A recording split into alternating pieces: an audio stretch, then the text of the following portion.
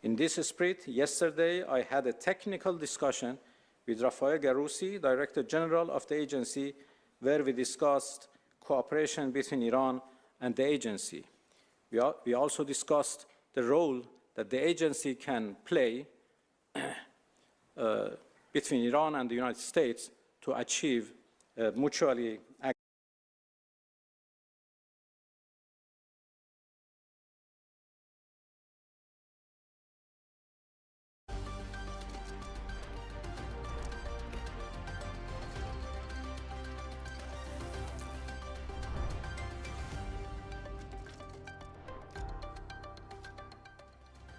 Hello and welcome. I'm Leanne Gerrans and you're watching W News Extra, broadcasting live from the Al Arabiya studios. These are our top stories. Iran's president says Tehran will never abandon its peaceful nuclear program following talks with the US in Geneva. Zelensky says Russia's strikes on Ukraine's energy infrastructure intensify as the latest round of peace negotiations focuses on land concessions. And French President Emmanuel Macron meets with India's Narendra Modi in a bid to clinch mega defense and technology deals.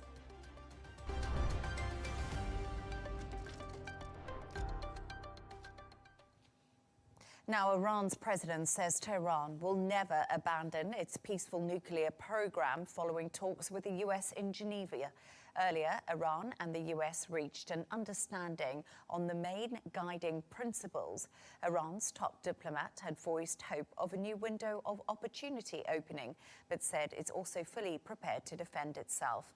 This comes after local media announced that Iran had fired live missiles towards the Strait of Hormuz earlier today.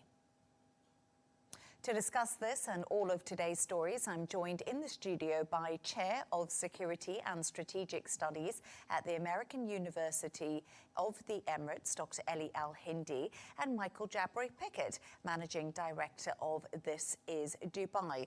Dr. Eli and Michael, great to have you both in the studio. Lots of diplomacy happening today. Indeed. But let's start, Dr. Eli, with the second round of talks between the US and Iran. They're happening in Geneva. We know they're indirect talks. Lots of different mood music coming out of these today. That's true, indeed. And between what's happening behind closed doors and what's been declared or statements here and there, it's a bit confusing for those who are hearing it. But I guess we can say that the fact that we are in a second stage of negotiation, it means that negotiations are moving forward. So that's a good sign. However, I think we're still stuck at almost the same points that we've been stuck since the Obama negotiations, since the Trump first term, and now since the start of the negotiation. I think the key point is, will Iran have a nuclear program or not? And what does that mean practically? The breakthrough that we saw in the first stage of the negotiation was the fact that Trump gave in on something, which is the fact that Iran will be allowed to continue to have a nuclear program for civilian uses under the control of and supervision of the IAEA, but as long as the production is outside Iran. And then I guess part of the negotiation now is to see what does that mean and how does it happen, how do we control, how do we supervise all of this. But even if we get settled on this, even if the negotiation on the nuclear thing specifically gets to a certain conclusion, we still have two very important things that are the ballistic missile file and the militias in the region file. Without these, Trump cannot claim that he has a better deal than Obama's.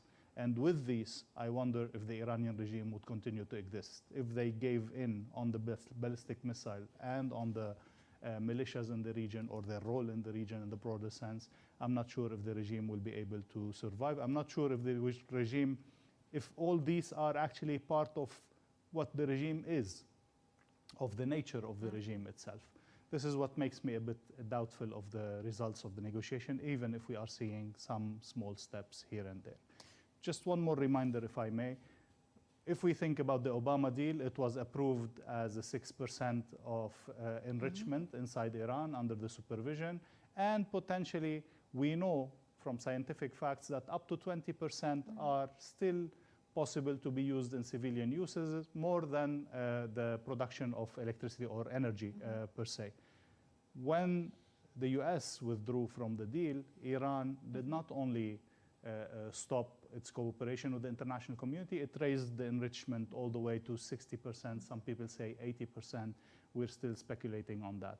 If you are really truthful in the fact that you don't want a nuclear bomb, you don't need anything beyond 20%. But the Iranians did go much more than 20%. So this is what made them in trouble with the international community, with the IAEA, but also with the European Union and all other partners. And it's interesting because if you're enriching uranium at 60 to 80%, that's got nuclear capabilities, Definitely. which is one of the reasons that the world has been so concerned about Iran. But what I find interesting is we're seeing this absolutely massive military buildup, US military buildup in the Middle East around Iran.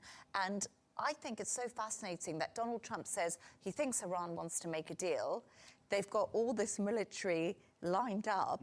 Is this really the way to conduct diplomacy? It's the way that Donald Trump conducts Yeah. diplomacy. I think he very much acknowledges that there is a stick and carrot approach. Yeah. It's the way that we know publicly he likes to talk tough. Certainly on social media he does. And yet when there's face-to-face interaction, he's usually very collegiate. You know, when he welcomed Vladimir Putin to Alaska in August, you know, it was the red carpet, they shook hands, you know, they rode in the beast together. So he likes that approach. I don't know why it is the way that he operates, but he does like to sort of talk tough in a public setting, up on stage, and on social media. But when there's face-to-face, he's not as confrontational, it seems. It is peace through power. That's his motto in a way. So I'd scare you enough from my attacks to the extent that you would give me the deal that I want, as part of the art of the deal that he adopts. But I wonder if that's practically feasible. We haven't seen it give fruits anywhere yet. So Well, he has ended, But- what, 8 wars, I think? yes, right. We'll get into those wars at another time, actually, because there's a lot of that to discuss. But the big question, I think, here is what's at stake if these negotiations collapse? Because even though the meeting between US and Iranian officials didn't last long today, it was still a sign that they are moving forward. But there is an awful lot at stake. There is U.S. intervention, possibly a war.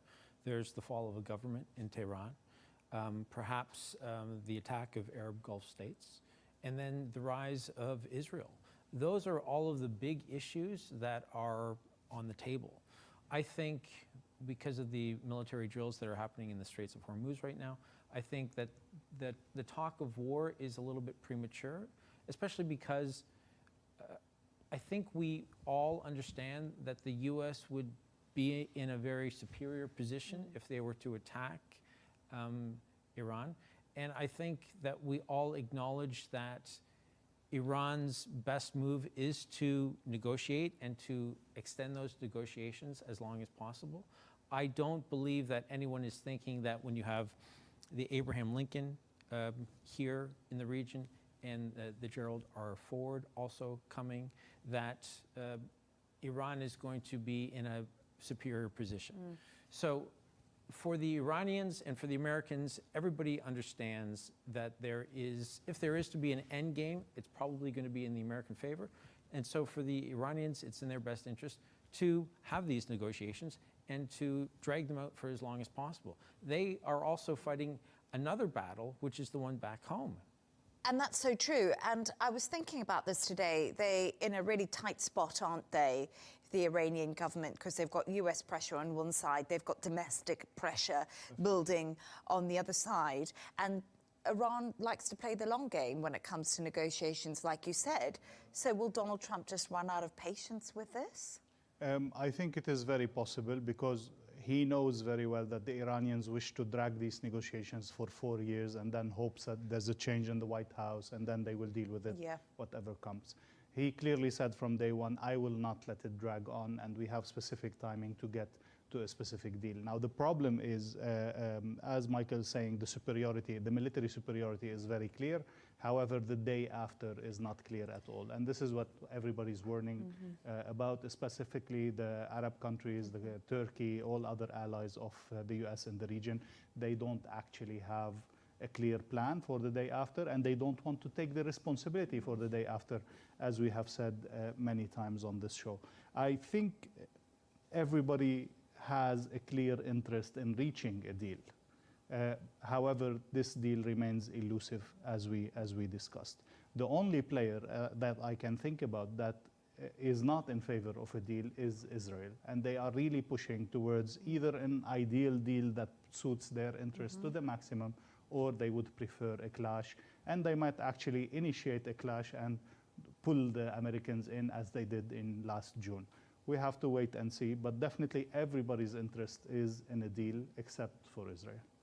Fascinating, the story. I find that we'll see how more unfolds as the talks continue, but thank you so much for your thoughts. Stay right there as we move on to another story now, and expectations are low for the latest US brokered talks between Russia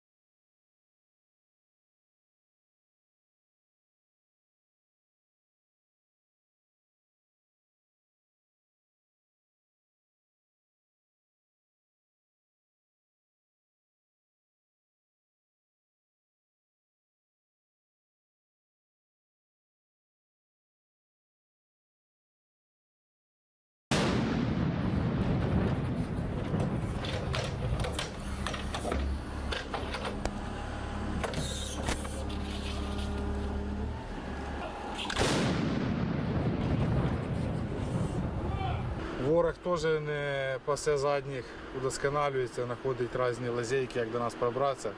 FPV, різні крила, що ударні, що розвідувальні. Ви ж тільки що самі бачили, як були на ВП, що нема, ОПІ з'явилася вона. То через це ставлять дані всі гармати, встановлюємо РЕП, встановлюють.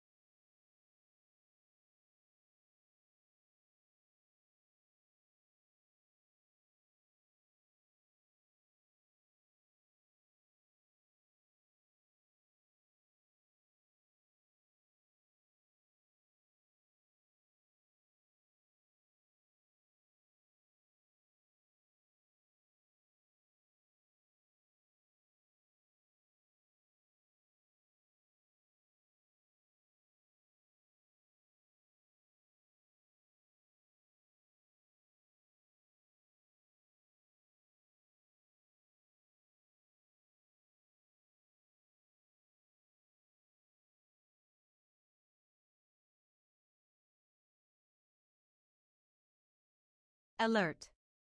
Breaking. Iran's president says Tehran will never abandon its peaceful nuclear program.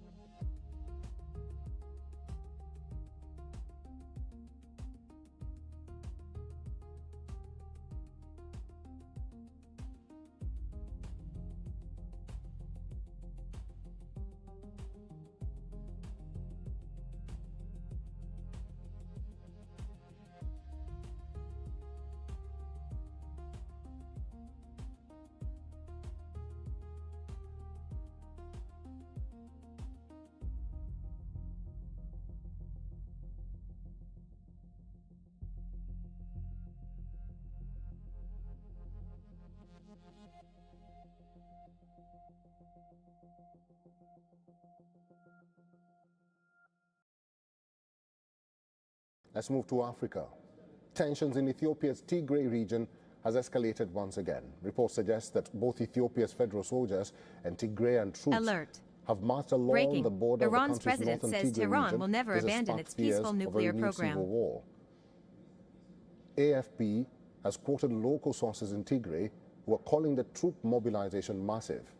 They added that unless the international community exerts pressure on the parties to resolve the conflict, there is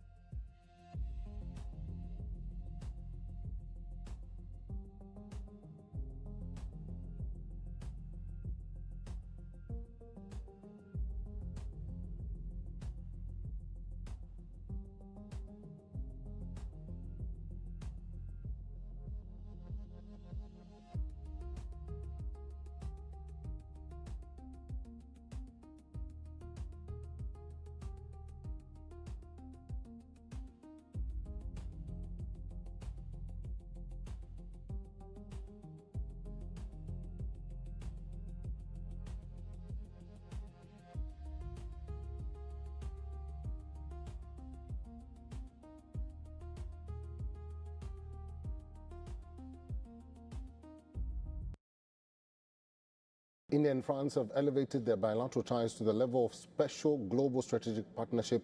Prime Minister Narendra Modi has noted that the friendship between New Delhi and Paris has no boundaries. In a joint press statement with French President Emmanuel Macron, the Prime Minister of India underscored the depth and significance of India-France bilateral ties. He described the partnership as a crucial one. The India-France partnership has expanded from defense to trade to technology and energy, with Paris positioning itself as one of New Delhi's most reliable European partners. Bharat और France मिलकर mount Everest की ऊंचाइयों तक उड़ान भरने वाला विश्व का एकमात्र हेलीकॉप्टर भारत में बनाएंगे और ये पूरे विश्व को एक्सपोर्ट भी करेंगे। यानी India France partnership knows no boundaries. The two leaders also virtually inaugurated the final assembly line for the production of H-125 helicopters. It's a joint venture involving India's Tata Advanced Systems and Airbus. The assembly line in the southern state of Karnataka is India's first private sector facility to make helicopters. Meanwhile, Macron said that relationship between India and France is in a phase of acceleration in response to the changing international order. He also called on India to join efforts with France towards ending Russia's war in Ukraine. Macron also invited the Prime Minister of India to join the next Group of 7 summit, which will take place in June in France. As the ceasefire remains difficult to achieve, and I regret that, we could join our efforts to secure the establishment of an immediate and lasting moratorium on strikes against civilians and civilian After holding delegation-level talks, the Prime Minister of India and the visiting French President also inaugurated the India-France Innovation Forum. The leaders officially launched the India-France Year of Innovation at the iconic Gateway of India in Mumbai. The Indian Prime Minister highlighted that the goal of the initiative is to strengthen people-to-people connections. Macron, along with French First Lady Brigitte Macron, also paid a solemn tribute to the victims of the 2008 terror attacks at the Taj Mahal Palace Hotel in Mumbai.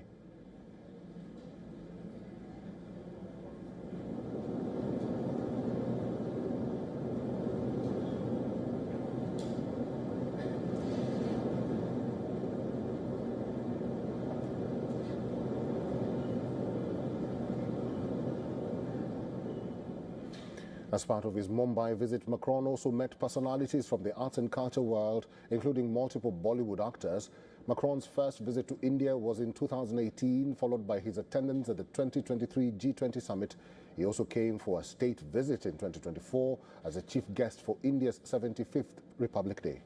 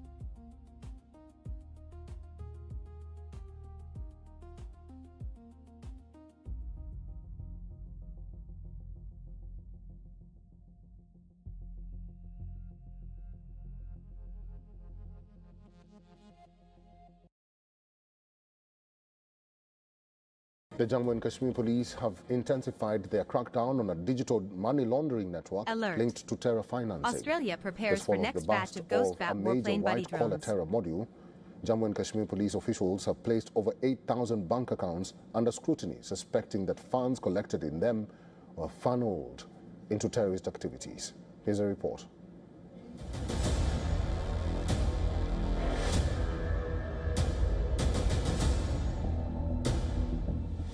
Mule bank accounts have emerged as a major new front in cyber fraud. Security and financial intelligence agencies are facing serious challenges. In a significant crackdown, authorities in Jammu and Kashmir have uncovered a vast network of nearly 8,000 mule accounts. The operation marks a coordinated effort by central agencies and the Jammu and Kashmir police to dismantle a system in which fraudulently obtained funds were routed through layers of bank accounts. Authorities have directed the J&K police, banking institutions and other law enforcement agencies to work in close coordination to identify, monitor and immediately freeze newly created mule accounts. Officials believe that identifying these handlers is key to breaking the backbone of the wider cyber fraud ecosystem. There are around 7,000 to 8,000 accounts which are under scanner right now. There has been suspicious activities and suspicious transactions, or there has been the suspicious credentials associated with these accounts. So around 7,000 to 8,000 accounts are being scanned right now, and those accounts in which it is established that there are suspicious activities or suspicious transactions has happened, so those accounts have been requested to the concerned department to freeze their operations. In a separate major breakthrough, the Jammu and Kashmir police recently constituted a special investigation team, and it uncovered a multi-core phishing and fake trading racket run through fraudulent websites. Account में on an average 2-2 crore की transactions पाई गई है 1 और 1.5 महीने के अंदर। पिछले काफी अरसे से ये चल रहा है।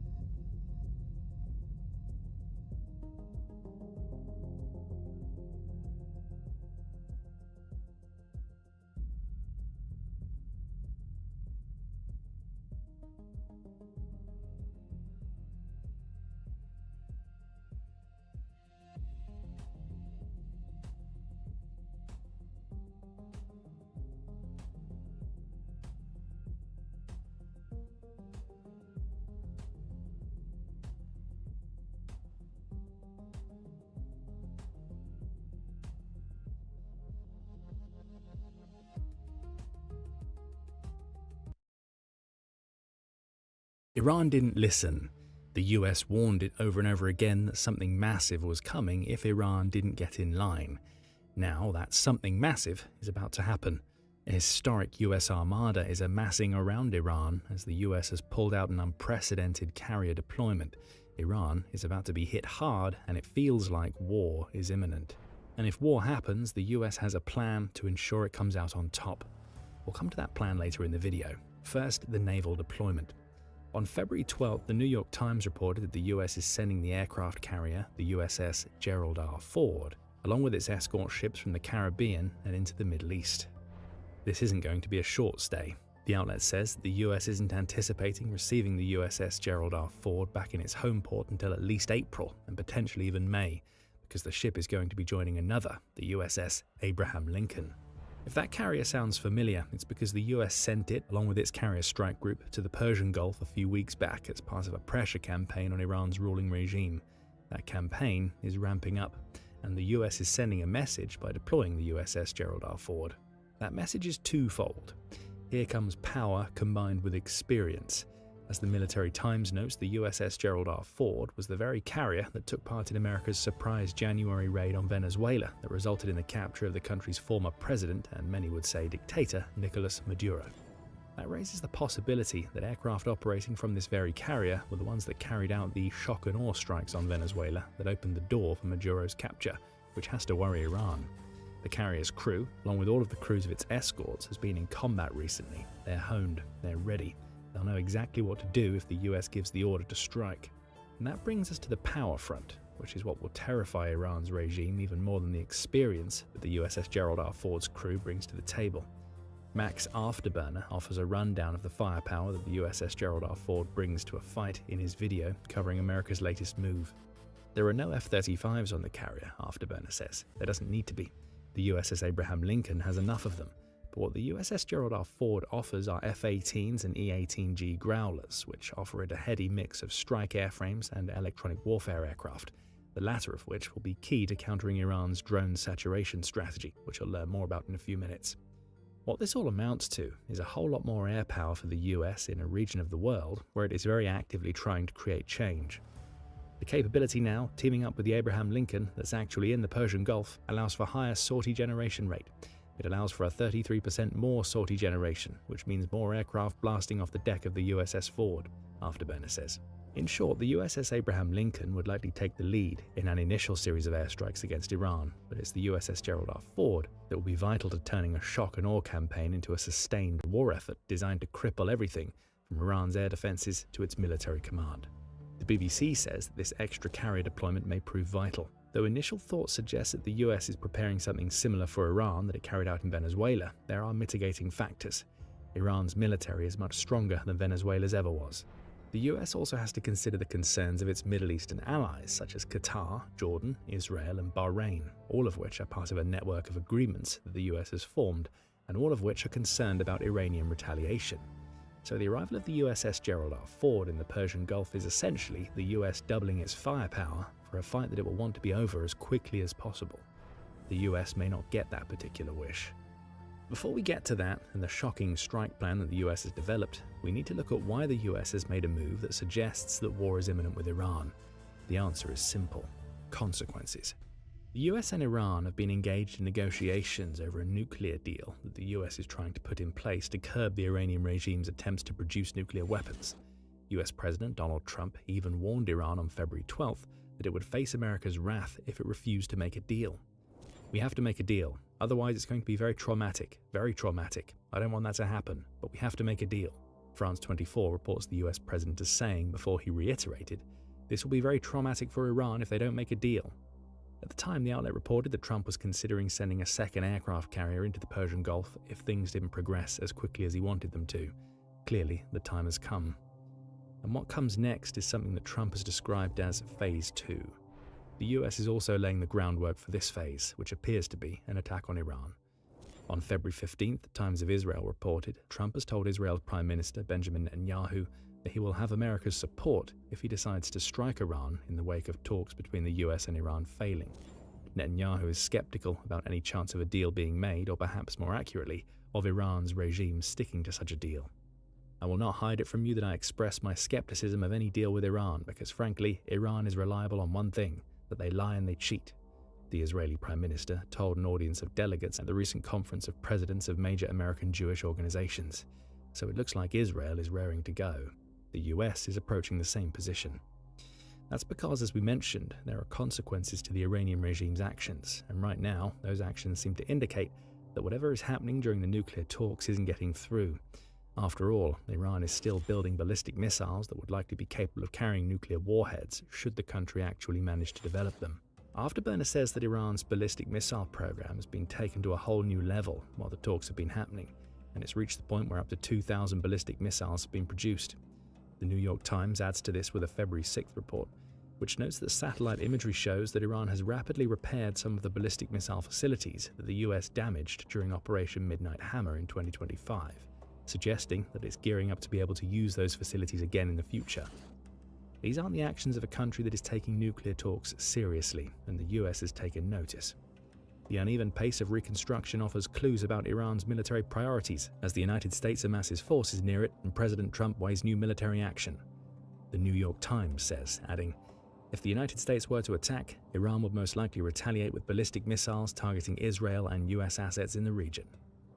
Iran isn't just being defiant on the nuclear front. There's also its response to the protests that called for regime change, which rocked the country from late 2025 and have been shut down brutally by Ali Khamenei and his fanatical cronies. You may remember that Trump initially threatened to retaliate against Iran if its regime killed anybody in the protests. Trump warned of very strong action if Iran executed any prisoners. The BBC reported on January 14th, which was a threat that came at a time when it was believed that Khamenei's regime had already killed over 2,400 people. Sadly, the number is much higher now. According to Iran International, documents that have been reviewed by the outlet's editorial board have revealed that more than 36,500 Iranians were killed when Khamenei's regime began its crackdown on January 8th and into 9th. Keep in mind that this was before Trump made his threat, and it reveals that more than 15 times more protesters have been killed than initially thought up to January 14th. This is defiance of the US threat on a grand scale, and it's likely that many more have been killed since. It looks to me like daring the US to strike, with all the rhetoric coming out of Iran, Afterburner says when commenting on Khamenei's crushing of the protests that threatened to lead to his overthrow. That response will be on the collective US mind, along with the nuclear defiance. Plus, Iran's Islamic Revolutionary Guard Corps, or IRGC, isn't helping matters. If you want to talk defiance, a short clip shared by India Eye News on X shows what that looks like. Amassed on what appears to be a converted container ship, members of the IRGC chant death to America in what seems to be an attempt to show that they're ready to fight. Is this theatre, a serious call to war, something in between? It's difficult to tell, though the IRGC seems to be trying to showcase its possession of a large ship, as highlighted by an aerial view of its members marching around on deck, chanting in unison. Messages are being sent by Iran that it won't back down. The US has responded by sending a second carrier into the Persian Gulf. Now, before we get into what those carriers will do when a fight kicks off, you may be wondering why the US needs two of these massive aircraft-laden warships. Iran doesn't have anything that compares on the naval front, but there is a good reason why the USS Gerald R. Ford is joining the USS Abraham Lincoln, and it's not just about increasing America's attacking threat. It's about ensuring that Iran can't do much damage. Afterburner says that Iran will likely try to deploy the asymmetric playbook if it ends up at war with the US. The country still has layered and integrated air defenses, which include S-300 and S-400 batteries purchased from Russia. Iran produces a huge number of Shahid attack drones, along with decoys, all of which it will use to try to confuse the defenses of the carriers that host the aircraft the US will use to strike. Electronic warfare jamming equipment is also in Iran's arsenal, as are, potentially, weapons that it might be able to use to intercept fourth-generation fighter jets like the F-18s that the USS Gerald R. Ford brings to the table. As WIO News also points out, Iran will try to use its asymmetric tactics to deny access to US warships, particularly in narrow bodies of water such as the Strait of Hormuz, which Iran partially controls. Add proxies such as the Houthis and their drone swarms, along with proxy fighters operating fast boats as distractions, and you get a strategy that is difficult for a single carrier and its strike escort to contain, but a lot easier to handle when there are two carriers in the Persian Gulf. Iran will be forced to split its resources. That leads to one of two situations. Either Iran focuses everything that it has on one carrier, leaving the other free to strike, or it goes half and half with its asymmetric attack, which makes it easier for the US carriers to defend and then launch their strikes. Iran believes that it has a carrier-killer strategy, even though it has no warships that come anywhere near to matching the power of a single carrier and its escorts. The US has to be wary of this asymmetrical approach, as overconfidence can destroy a war effort in a heartbeat. With two carriers, the US is letting Iran know that it's going to hit hard and fast, while defending against what it knows Iran's response will be. And with that, we come to something that we've mentioned several times already during the video: America's shocking strike plans. There will be another element of shock and awe to these plans, as we saw during Operation Midnight Hammer, which was supposed to shatter Iran's nuclear ambitions. But perhaps the most surprising thing about the US strike plan is that the country is preparing for a multi-week campaign against Iran, which also suggests that it's ready to dismantle the country's entire regime if it has to. Reuters reported on this aspect of the plan on February 13th, noting that two unnamed US officials had told the outlet what comes next for Iran would be a far more serious conflict with the US than anything that has been seen before. This won't be a one-off attack like Operation Midnight Hammer was. The presence of 2 carriers in the Persian Gulf is a hint that the US will look to carry out a sustained operation. The planning for this operation is far more complex, the US officials told Reuters, and it would involve the attacking of Iran's security and state facilities, in addition to more strikes against the country's security infrastructure. What does seem unlikely is that the US will try something similar to what it pulled off in Venezuela. Modern diplomacy suggests that Trump is generally opposed to the idea of sending ground troops into Iran, though the White House has also said that Trump is considering all of the options. So there's a vague, though unlikely, possibility of ground forces heading into Iran. But what is certain to happen, at least during the initial few weeks, is a carrier-based series of strikes designed to completely wreck Iran's key military infrastructure and the regime soldiers that use it. Max Afterburner suggests the US has everything it needs with the USS Gerald R. Ford and the USS Abraham Lincoln to achieve its goals. And this is what the war could look like, according to Afterburner. The start of the show, as he puts it, would be the F-35s housed on the USS Abraham Lincoln.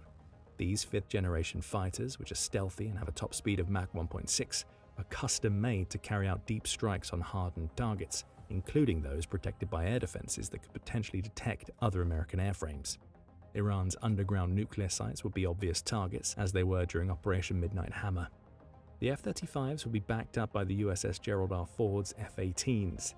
These multi-role fighters are capable of missile and bombing campaigns themselves, so they're more visible to air defenses.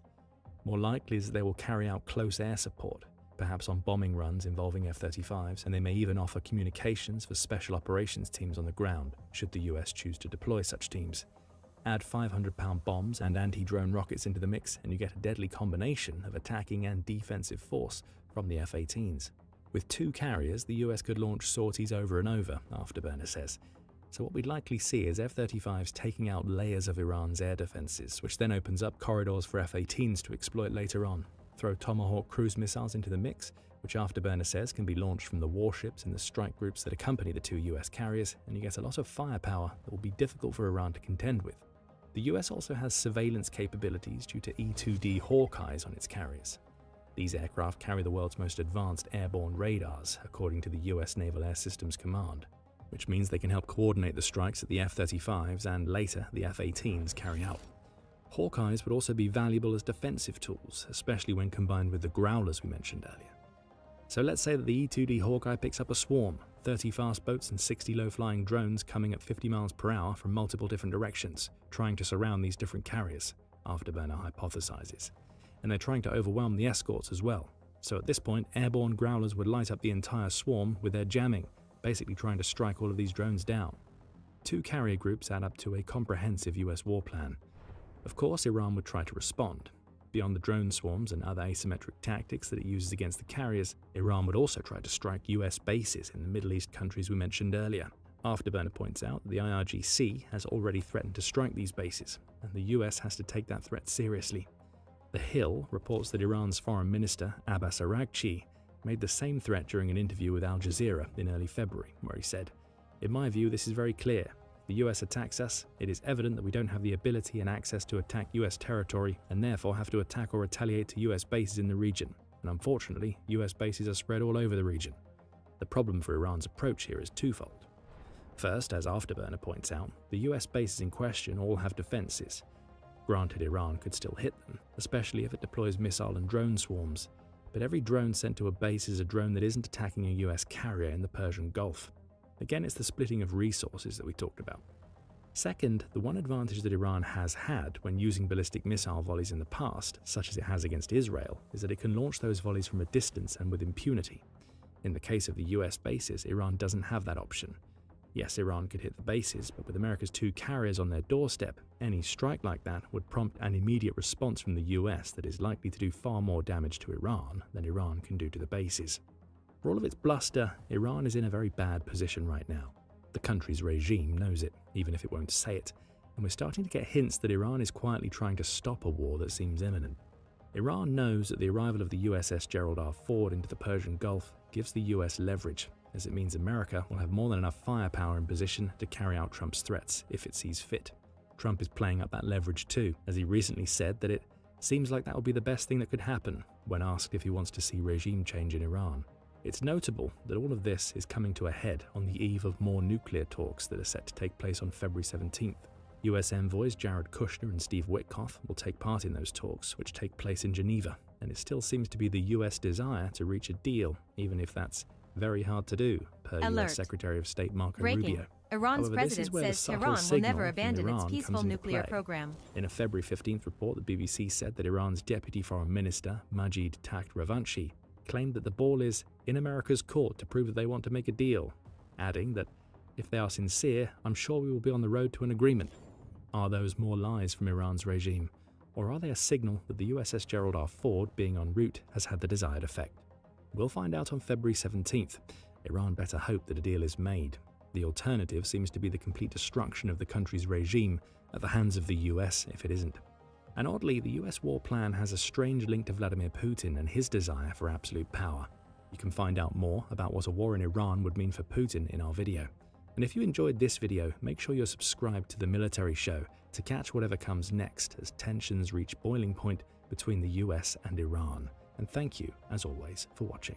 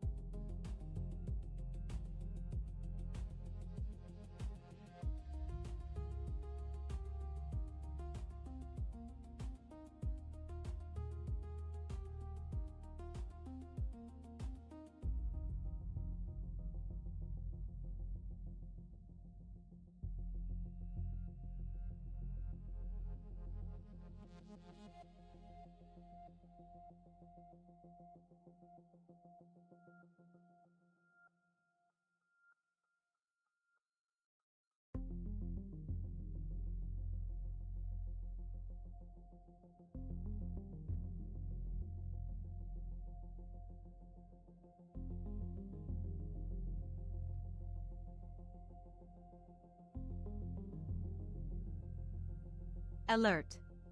Will bring the war to Russia if Moscow strikes Baltic states, Estonia says.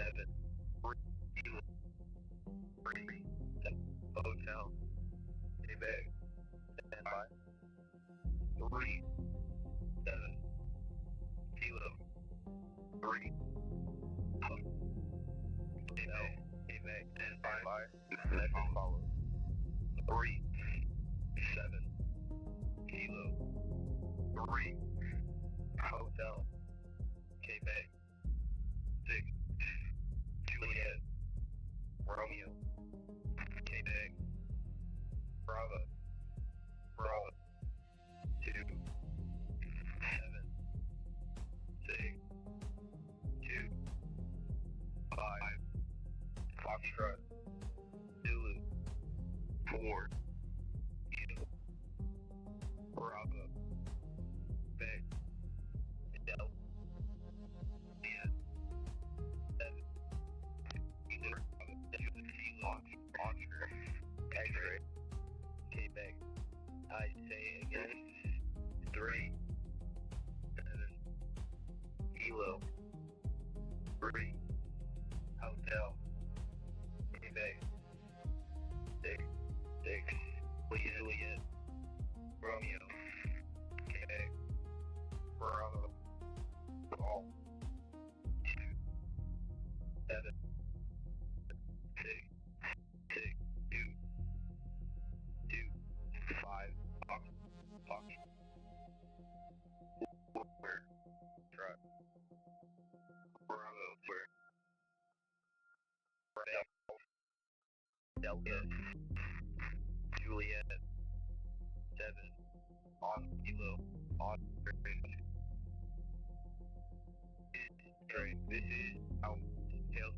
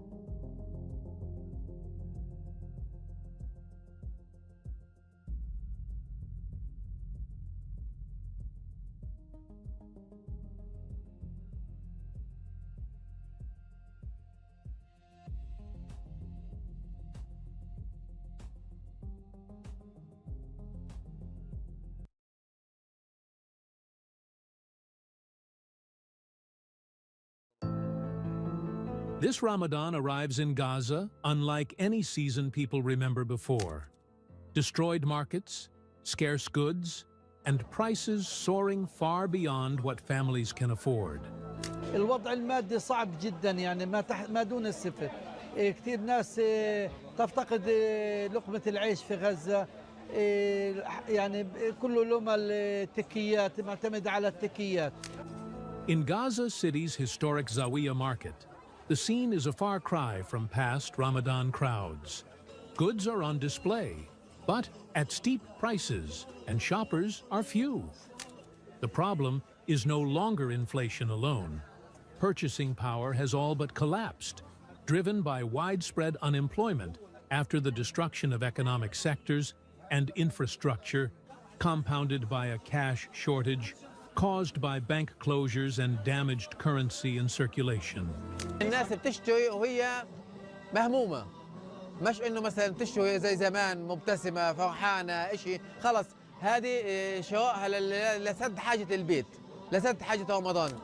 The city now welcomes the holy month under a cloud of anxiety and uncertainty, far removed from traditional Ramadan celebrations. Streets once filled with lanterns and festive activity are today surrounded by rubble, as the scent of dust replaces the familiar aromas of sweets and spices.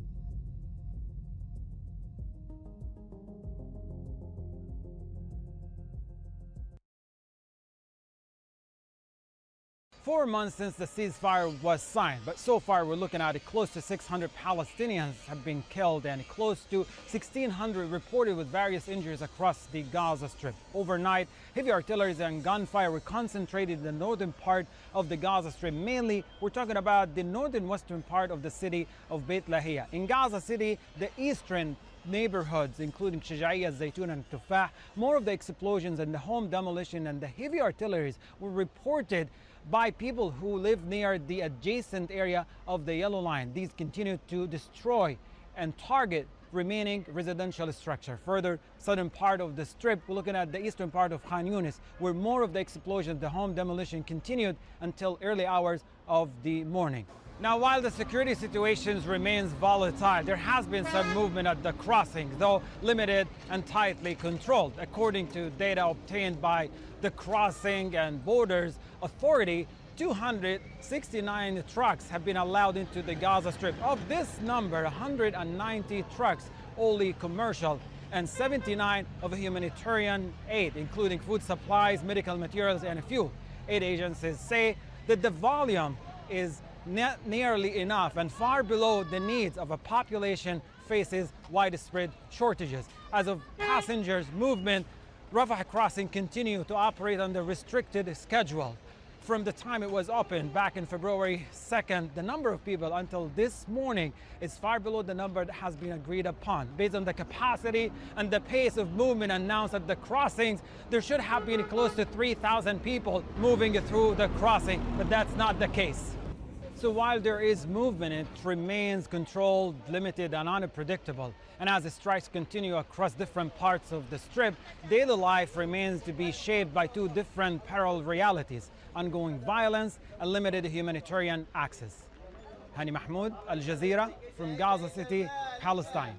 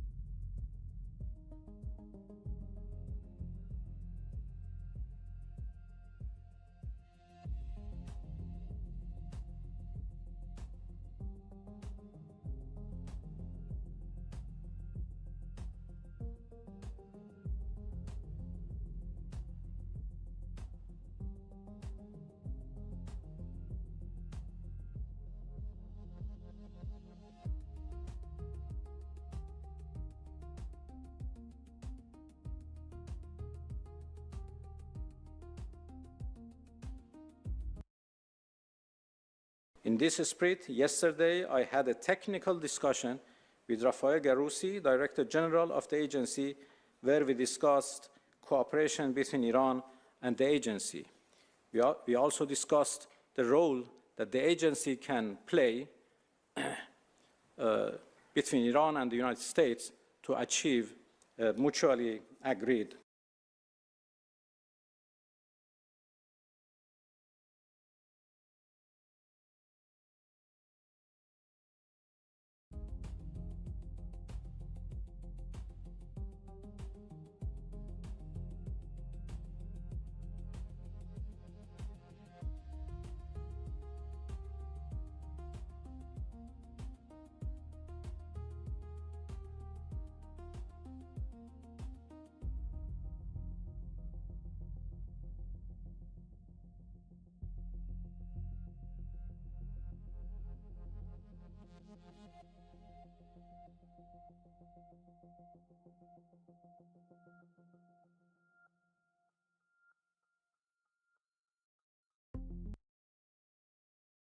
اهدنا الصراط المستقيم لها ما كسبت وعليها ما اكتسبت واعف عنا واغفر لنا وارحمنا ففسقوا فيها فحق عليها القول فدمرناها تدميرا.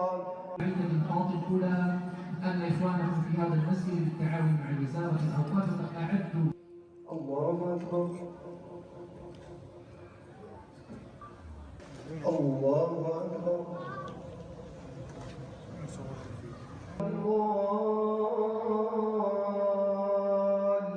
ضالين وجوهكم وليدخلوا المسجد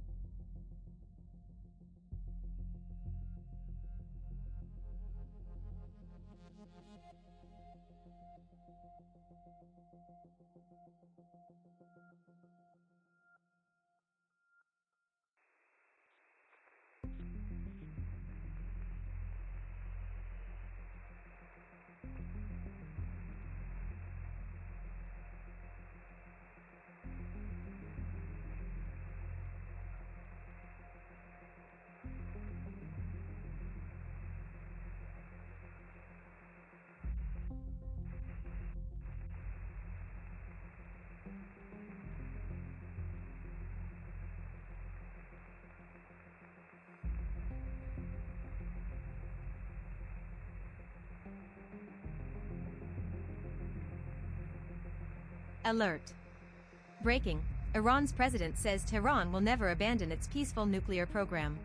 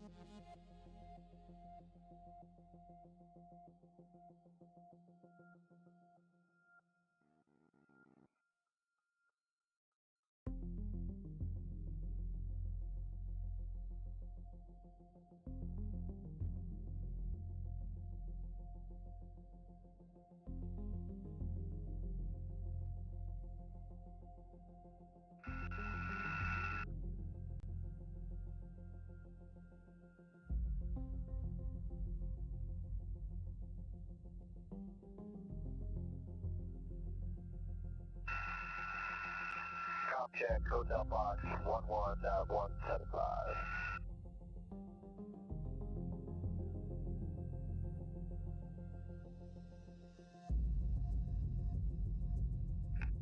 West on station, this is main cell on 11175, taking your last over.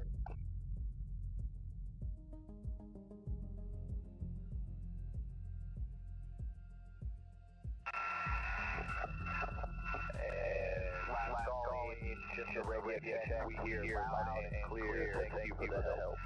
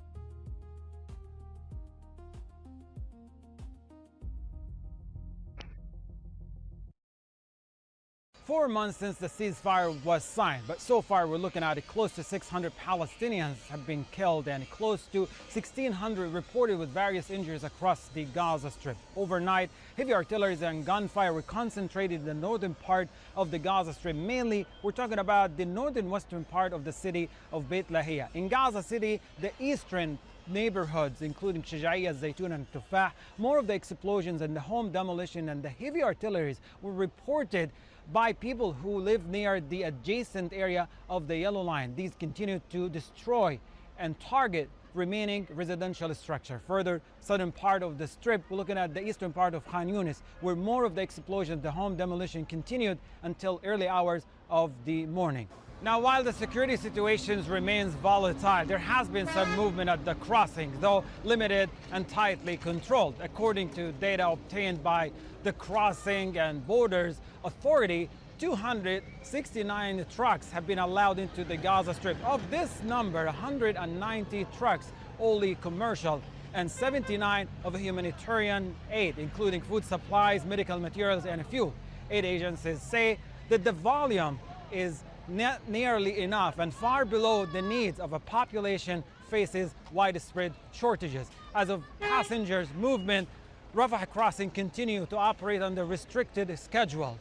From the time it was opened back in February 2nd, the number of people until this morning is far below the number that has been agreed upon. Based on the capacity and the pace of movement announced at the crossings, there should have been close to 3,000 people moving through the crossing, but that's not the case.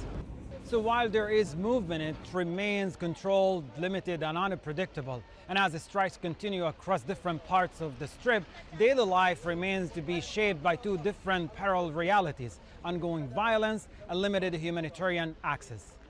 Hani Mahmoud, Al Jazeera, from Gaza City, Palestine. Don't miss out and get the full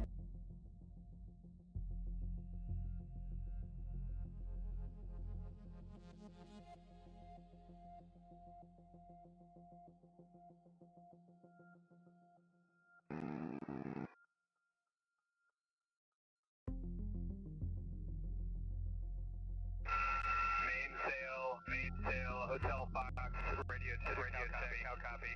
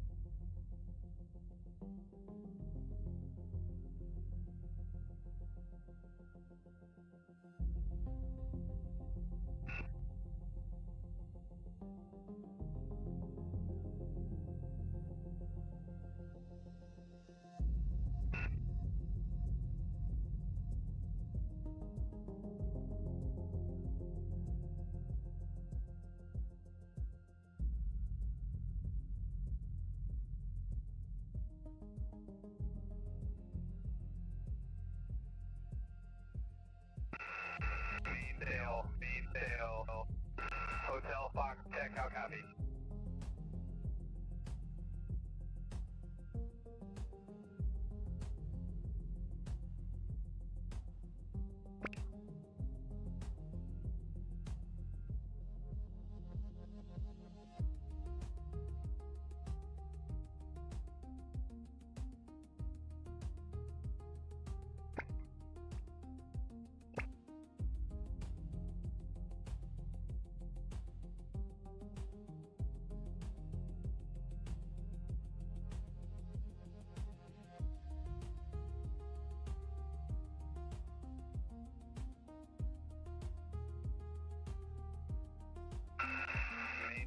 Mainsail, Hotel Fox, check, how copy?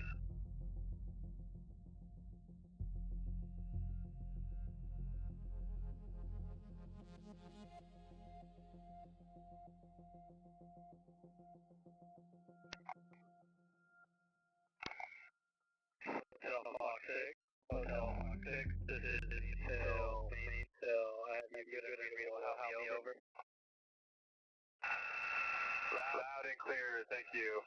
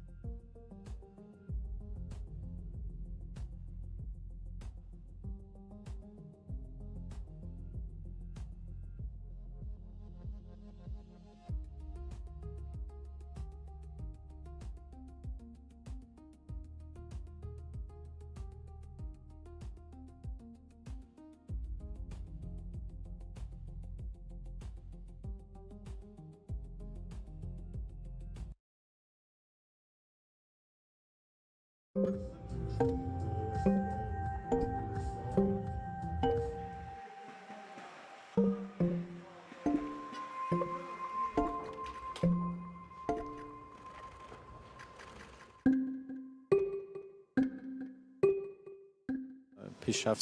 خوبی نسبت به جلسه گذشته صورت گرفت و ما الان یک مسیر روشنی پیش رو داریم که به نظرم مثبت هست.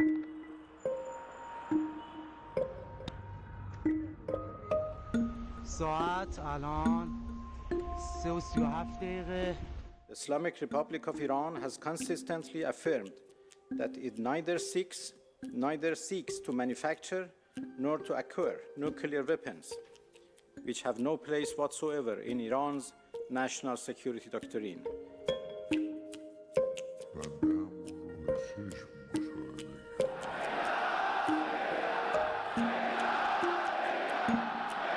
ما باید برخوردار باشیم از تسلیحات بازدارنده. اگر یک کشوری تسلیحات بازدارنده نداشته باشه زیر پای دشمنان له میشه.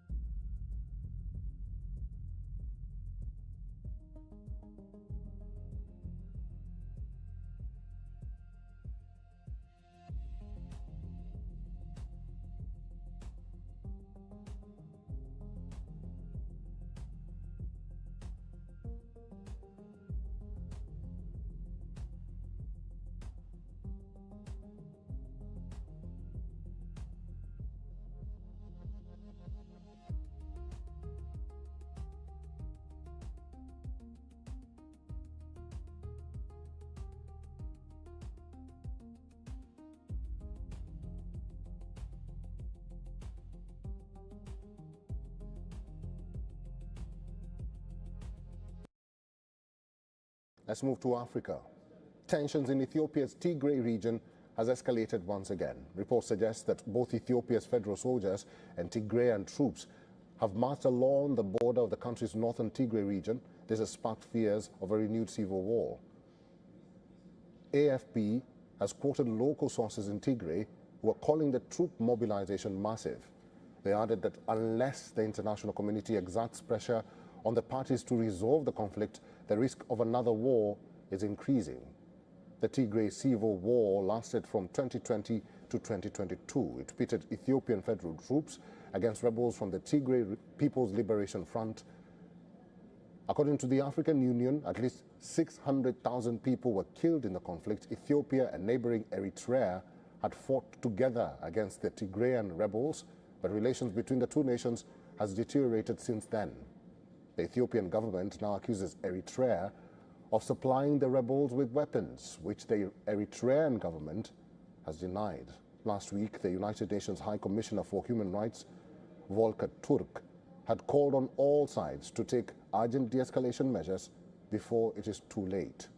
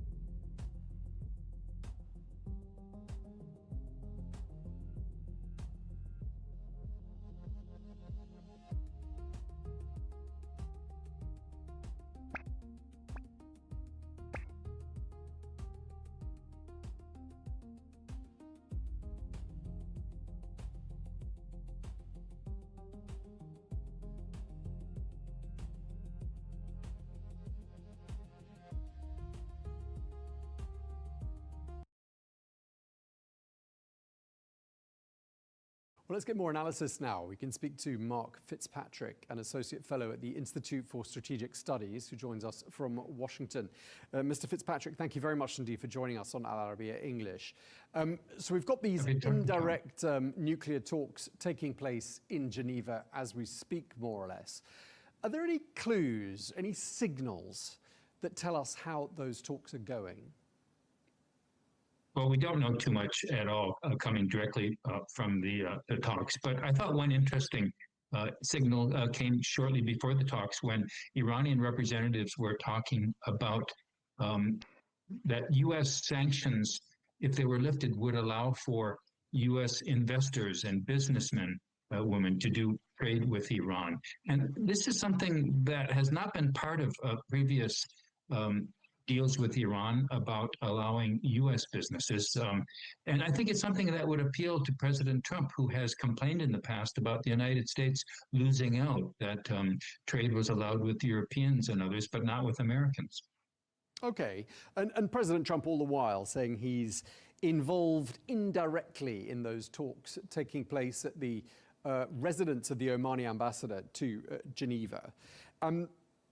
Obviously, if a deal is struck, it will be framed by the leadership in Iran as having been a great victory for them. And I'm just wondering whether that's a gift you can see President Trump wanting to give them.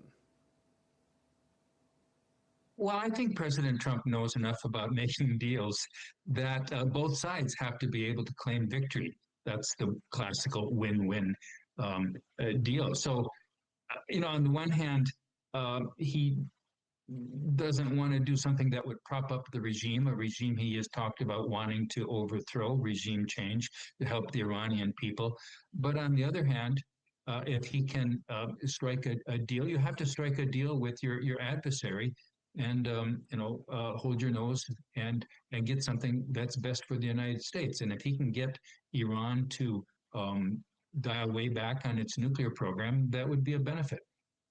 Okay, the Secretary of State Marco Rubio saying reaching a deal with Tehran will be, quote, extremely difficult, or very difficult, I think were his exact words.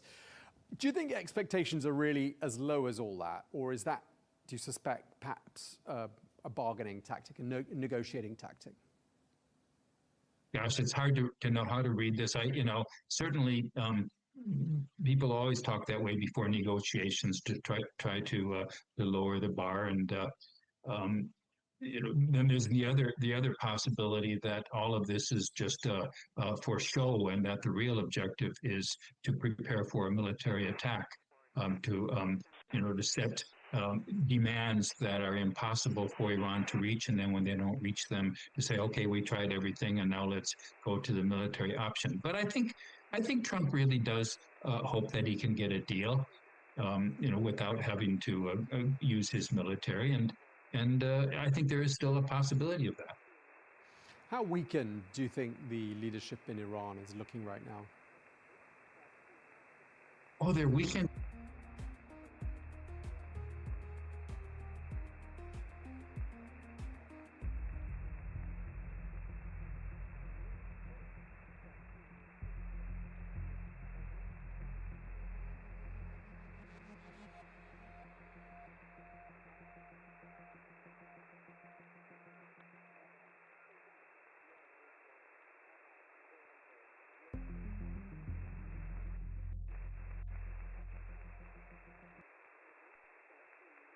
Навіть день старту чергових форматів у Женеві, тристоронніх, двосторонніх з Америкою, Росія зустрічає ударом. Це дуже чітко демонструє, чого Росія хоче і на що вони налаштовані. Було ще майже 400 дронів, загроза ударів не зникає, холодна погода сама по собі приваблює Росію, і вони і далі будуть намагатись поставити зиму на службу війні.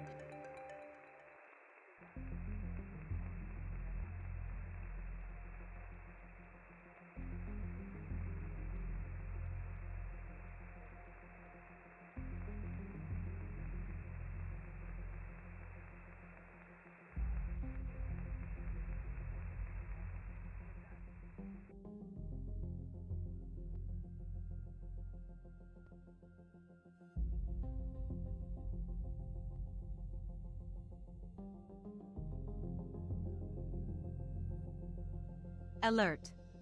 Breaking. Iran's president says Tehran will never abandon its peaceful nuclear program.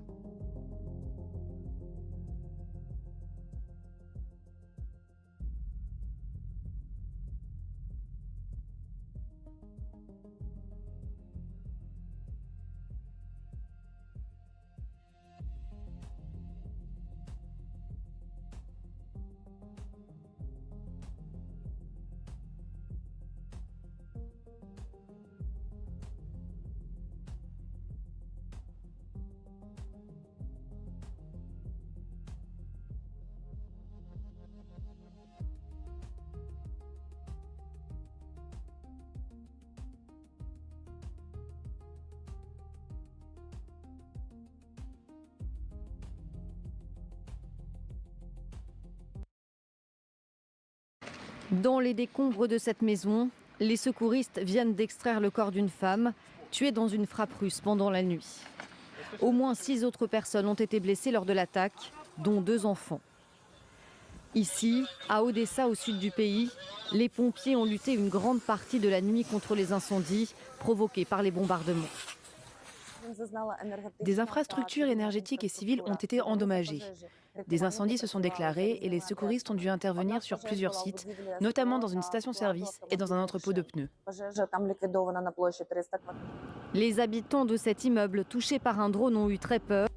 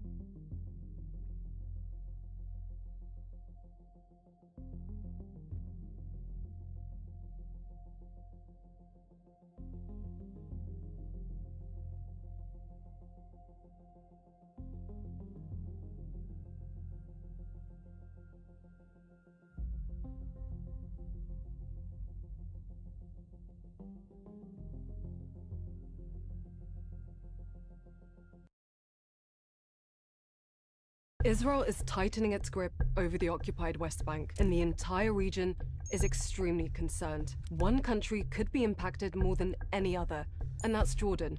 Let me explain why. Israel is advancing plans to claim large areas of the West Bank as state property. In other words, a de facto annexation. That's unless Palestinians can prove ownership, and for many, that might be impossible thanks to decades of illegal occupation. Israel's largest shared border is with Jordan, which is also the West Bank's only real link to the outside world. Jordan hosts more Palestinians than any other country, with more than 2.3 million registered refugees. King Abdullah has made his red lines clear. It's those who continue to propagate the idea of Jordan as an alternative homeland. So let me be very, very clear. That will never happen. We will never accept the forced displacement of Palestinians, which is a war crime.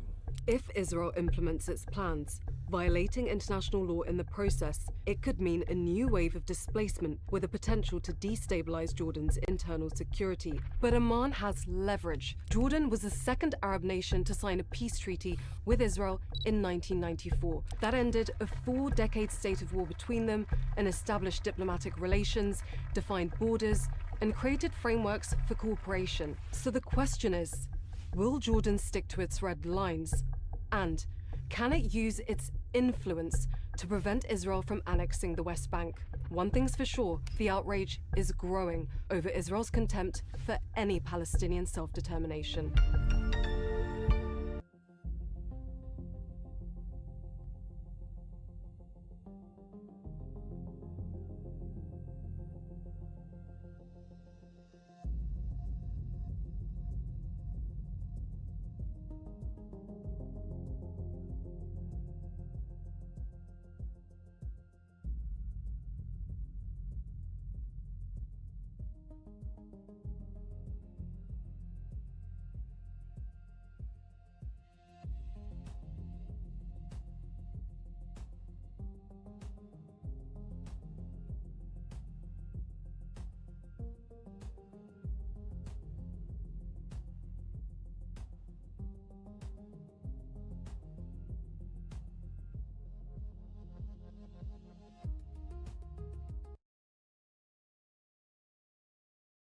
Welcome to the WION podcast, where we explore fascinating stories and ideas from various fields. In this episode, we explore the fascinating discovery of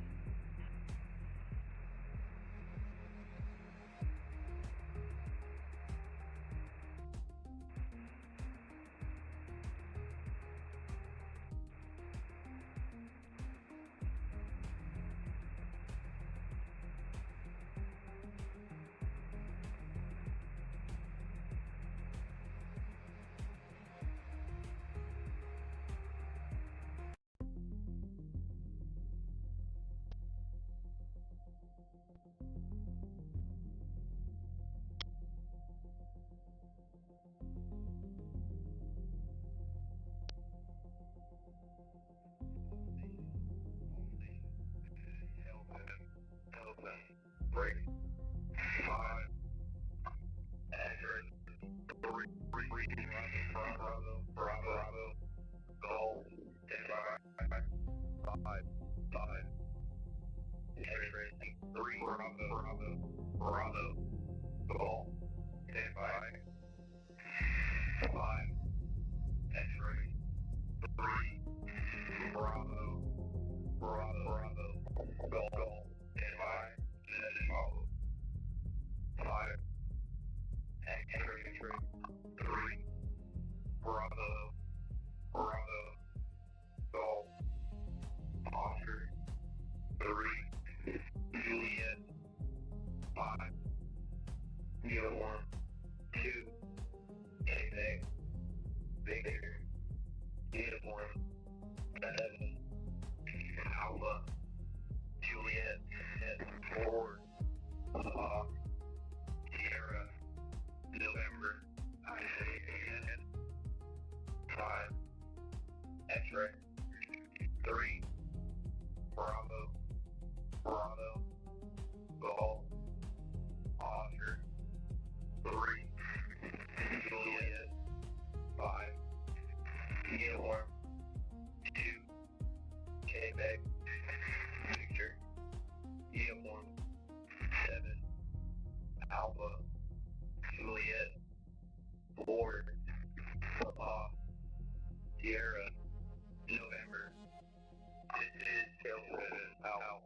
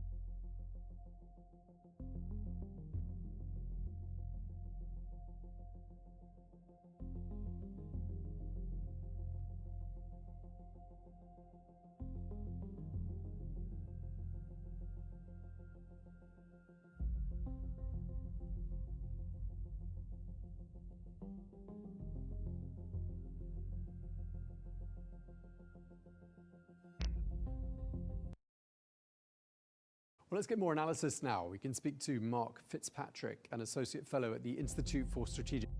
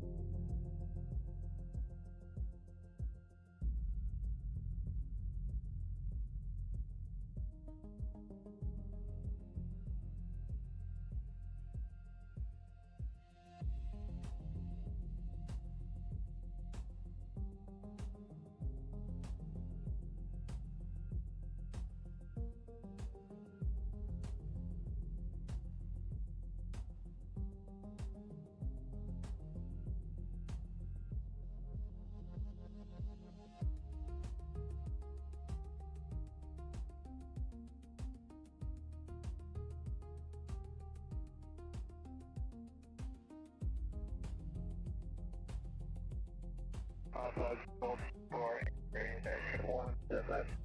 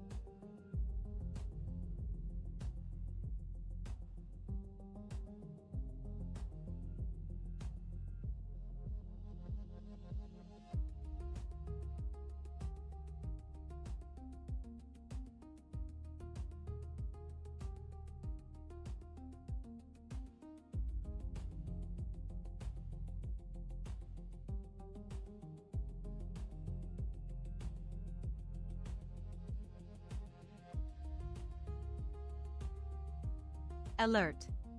Breaking, U.S. reports deadly counter-narcotics operation in Eastern Pacific and Caribbean, WION News.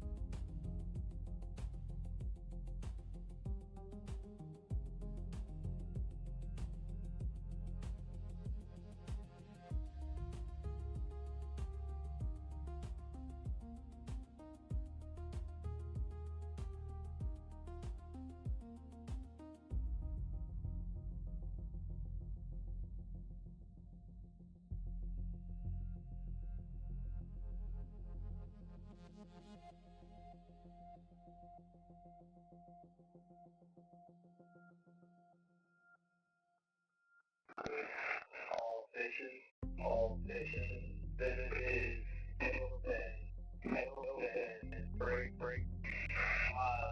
X-ray, Sierra, Hotel, uniform, India, standby, X-ray, Sierra, Hotel, uniform, India, standby, X-ray, Sierra, Hotel, uniform, India, standby, message of 45 characters followed, 5, X-ray, Sierra, Hotel, uniform, India, Victor, 2, Whiskey, 5, X-ray, Hotel, Whiskey, Oscar, 7, Lima, Zulu, 7, India, India, 4, Lima, X-ray, 5, Foxtrot, Whiskey, Zulu, Foxtrot, Romeo, Zulu, 7, Oscar, Foxtrot, India, 4, Lima, X-ray, 5, Papa, Romeo, November, Whiskey, Juliet, Golf. I say again, 5, X-ray, Sierra, Hotel, uniform, India, Victor, 2, Whiskey, 5, X-ray, Hotel, Whiskey, Oscar, 7, Lima, Zulu, 7, India, Foxtrot, India, 4, Lima, X-ray, 5, Foxtrot, Whiskey, Zulu, Foxtrot, Romeo, Zulu, 7, Oscar, Foxtrot, India, 4, Lima, X-ray, 5, Papa, Romeo, November, Whiskey, Juliet, Golf. This completes the message of 45 characters. This has been out.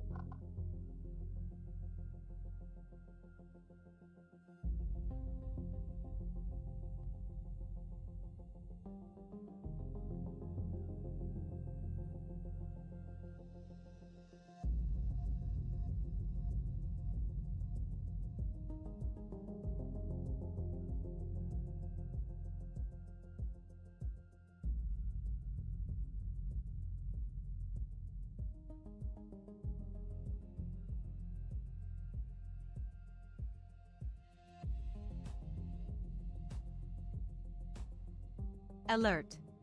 Breaking. U.S. reports deadly counter-narcotics operation in Eastern Pacific and Caribbean. WION News.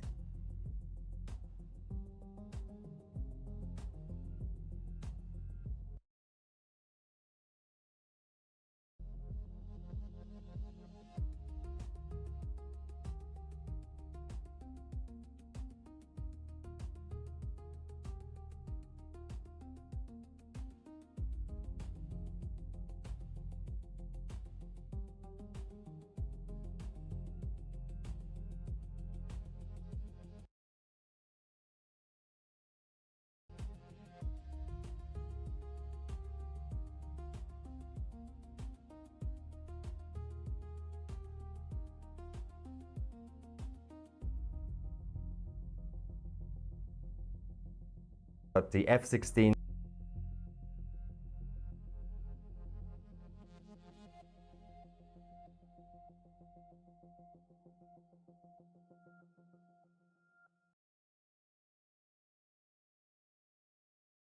including F-35s, F-22s and F-16s have now been sent to the Middle East, all within 24 hours. So this isn't really about what's already been sent over the past few days, few weeks, and everything else has been going on. This is in addition to everything else. We've had a lot of assets that's been transported in massive, obviously, cargo planes and everything else. A lot of refueling tankers are already in position, but this is just more fighter jets being sent quickly towards the region, and the others obviously are still doing what they do, their maneuvers around the Persian Gulf. Tomorrow is going to be a key moment. So realistically, on paper, we may be still a couple of weeks away from the direct conflict, technically. But as of tonight, after what happened today, technically speaking, everybody should be on standby because anything could happen at any moment. So that includes technically the United States going in. Alert. Still unlikely, like now. Breaking. U.S. The reports Israeli deadly Defense Forces probably counter-narcotics from operation tomorrow, in any Eastern moment, Pacific and technically. Caribbean. WION But also News. the Islamic Republic preemptive attack on Israel and the US bases. So tomorrow morning, there's going to be an emergency meeting inside the IDF. There is a confidential discussion that's going to be held on home front. Readiness in terms of potential attack both ways. So they are going to be preparing for the Islamic Republic hitting Israel, but they're also going to be discussing their own plans to hit the Islamic regime first. Tomorrow morning, that's going to be taking place. Again, technically speaking, anything could happen at any moment as of tonight, but tonight is still unlikely. But from tomorrow, let's just say, even though we are realistically on paper still supposed to be a couple of weeks away, but usually things don't really go as pre-planned or on schedule, because that's not really how conflicts work. Let's go back to Iran. Next video is from Tehran. This is the latest one. I think big shout out to Iran International for this. Gisha, the neighborhood of Gisha, people chanting death to the dictator. And Javid Shah as well.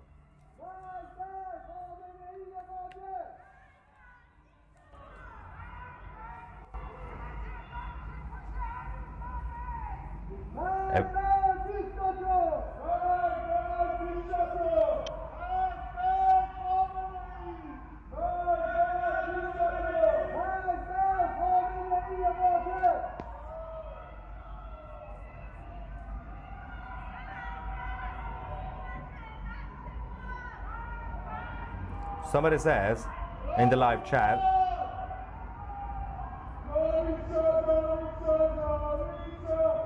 long live the king. So this guy, Dickman1, in the live chat, says you will be waiting for Trump for months. He needs to stop talking about negotiating. No.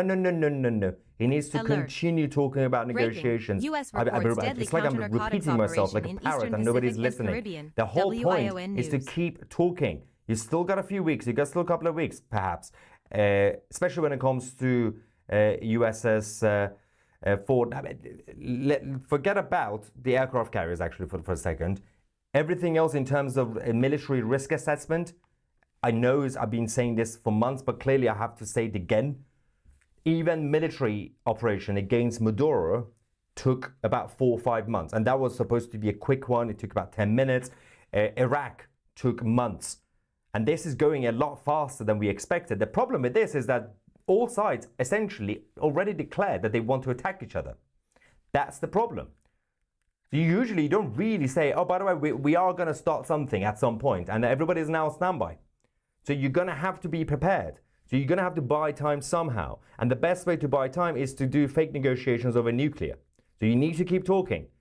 If the Islamic Republic obviously realize that it's not getting anywhere, because they are desperate, then they might have to do their own preemptive attack. That is the only option for the IRGC. Now, in terms of what they are doing, the latest updates from Tehran, the Islamic Revolutionary Guard Corps have been transferring large quantities of anti-ship missiles to the Persian Gulf, according to the state media sources. Now, this may be factual, as they are reporting, or this could just be a bluff. This could just be that they are once again pretending to be more equipped than they actually are. It's like when they've been going around saying, oh, we have so many secret super missiles. I'm like, okay, what are you talking about? Like the intercontinental? No, more than that.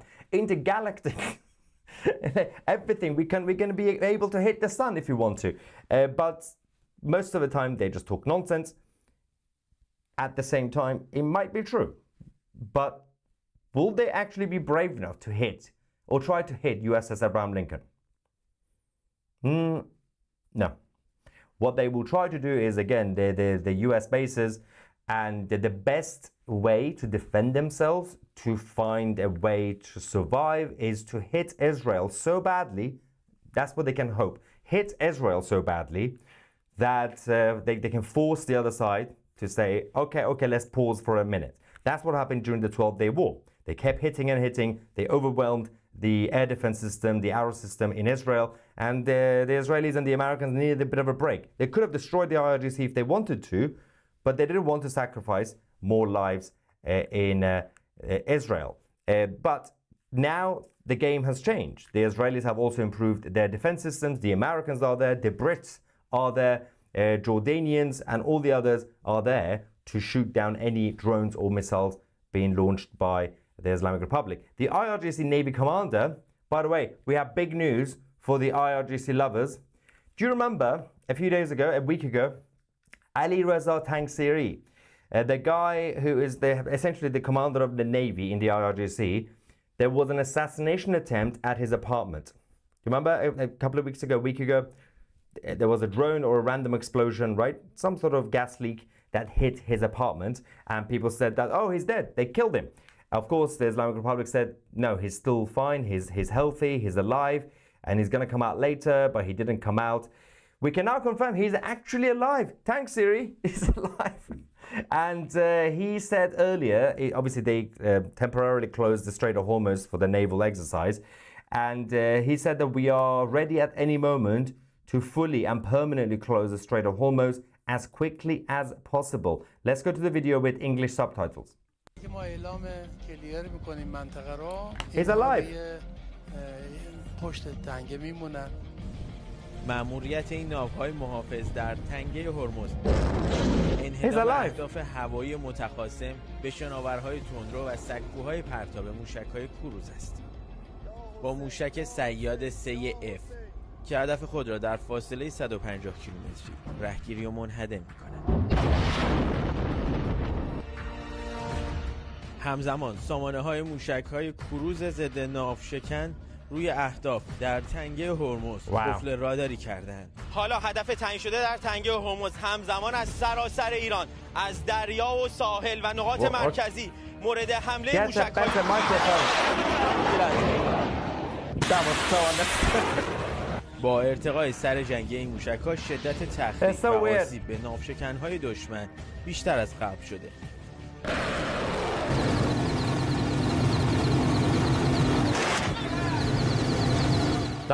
همچنین با سامانه‌های هدایت جدید این موشک‌ها می‌توانند از هر سمت و جهتی به اهداف خود حمله کنند. Why they screaming like weirdos? سلاحایی که روز جنگ در واقع. Wow. Now, they broadcast this today, right? I would like to believe this is today.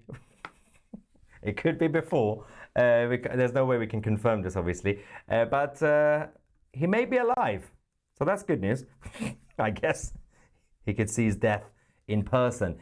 Vice President J.D. Vance also confirmed what we said, that the Islamic Republic are not really even recognizing or acknowledging the red lines set by President Trump. Essentially, we're going to have to look at other options. But we're going to try diplomacy, but we have other options. Let's go to J.D. Vance. Well, I'm obviously not going to make any announcements today. I think the president has a lot of options. We do have a very powerful military. The president's shown a willingness to use it.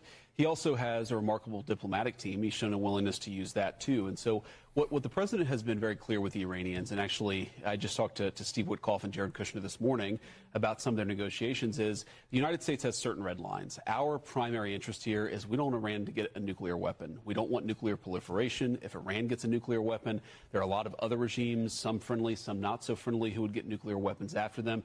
That would be a disaster for the American people, because then you have these crazy regimes all over the world with the most dangerous weapons in the world, and that's one of the things the president has said he's going to prevent. Now, we would very much like, as the president has said, to resolve this through a conversation and a diplomatic negotiation, but the president has all options on the table. And, one thing about the negotiation I will say this morning is, in some ways it went well. They agreed to meet afterwards, but in other ways it was very clear that the president has set some red lines that the Iranians are not yet willing to actually acknowledge and work through. So we're going to keep on working it, but of course the president reserves the ability to say when he thinks that diplomacy has reached its natural end. We hope we don't get to that point, but if we do, that'll be the president's call. Yeah, that's basically, the Islamic Republic is not really helping the situation. But yeah, let's keep talking because it'll be nice. But at the same time, we are going to show you yet another AI video.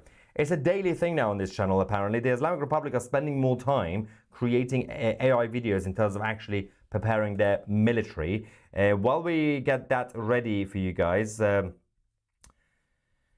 we have a number of us saying, but crazy screen name, but my name is Jay. Hello, Jay. My wife is scheduled to be induced March the 2nd to give birth to our daughter. Just want to remind everyone about the joys of bringing life, especially with all of this death around us. Congrats, of course, and best of luck. I can't believe it. You look so good for someone who has the flu and pneumonia. And also hello from Israel. Yeah, there was a conspiracy theory earlier or last night that apparently I'm dying because I have pneumonia. I'm not really sure why, but I'm absolutely fine. No cough, no sneezes, no fever, and just beautiful face and hair.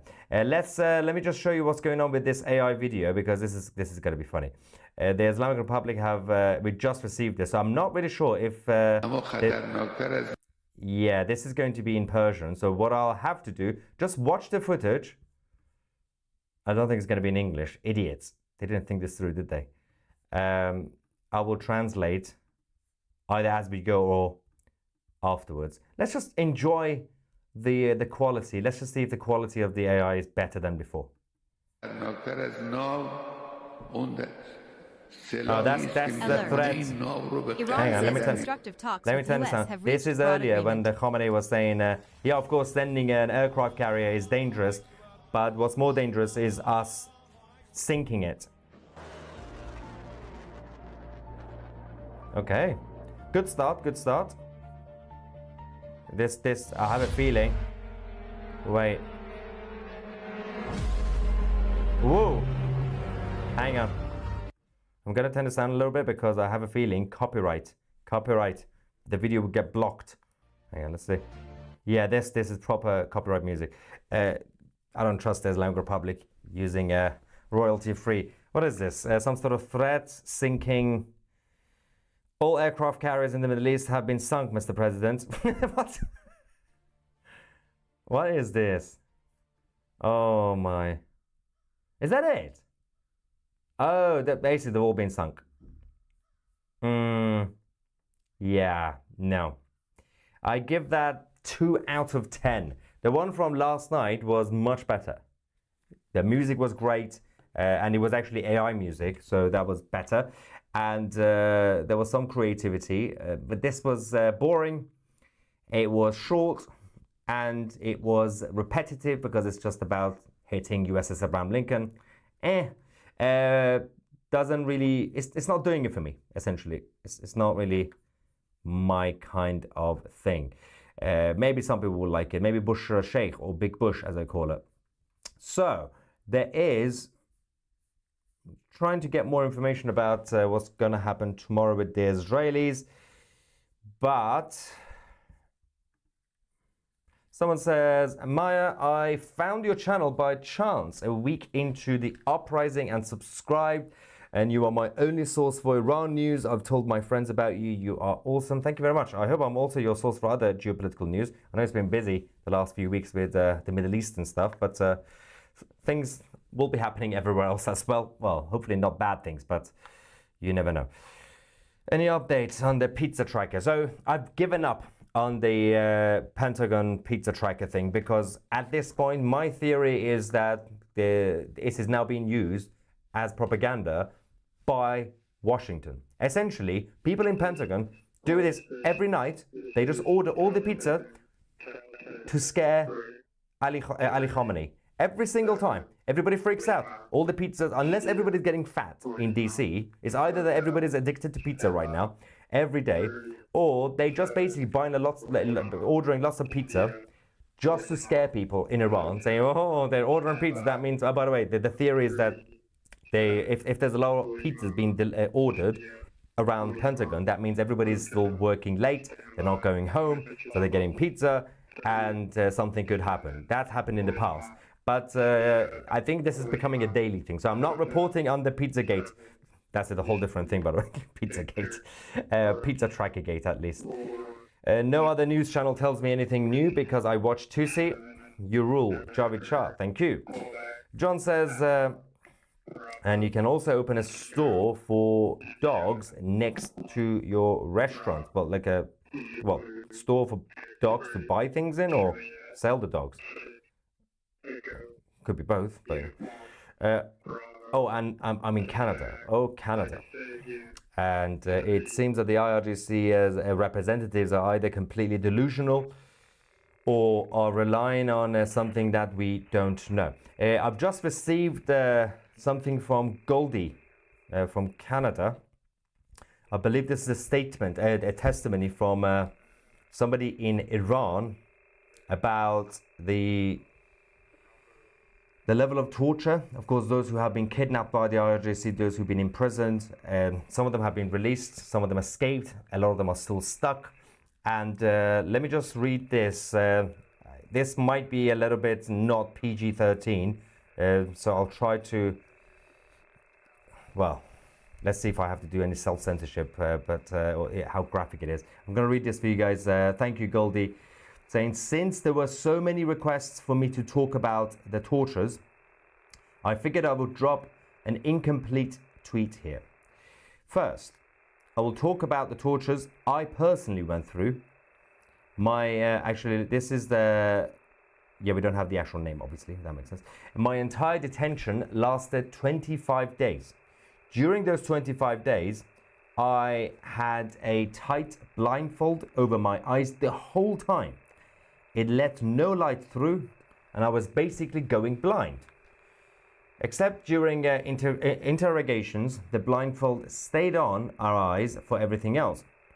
I was interrogated 4 times, 3